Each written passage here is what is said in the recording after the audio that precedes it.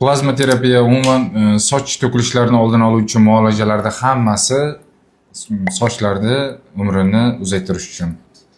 Shu akamiz biz bilan deyarli bir 10 yilga yaqin har sezonda kelib davo muolajalarini olib ketadi. Ya'ni yozda qaysi vaqtda ko'p to'kilish aktivlashgan vaqtida kelib davo muolajalarini olib ketadi va shu bilan birgalikda qanchadir vaqtdan keyin kimdadir 3 oyda, kimdadir 2 oyda, kimdadir 1 oyda sochlar yana to'kilishi to'xtaydi, yana biroz qalinlashadi normasiga nisbatan.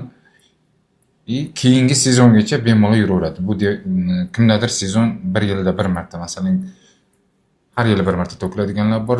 Yil fasli, masalan, 4 yil faslda ham to'kilib yuradiganlar bor.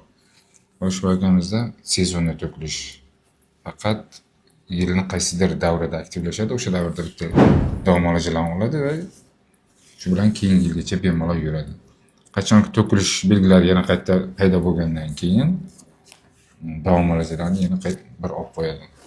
Buni aytishdan maqsad shundaki, 10 yilga yaqin deganimiz sochlarini davo muolajalari orqali 10 yilga yaqin ushlab turish juda katta natija hisoblanadi. Shu uchun faqat hamma narsani ekishga taqamasdan davo muolajalarini olib turgan ham yaxshi.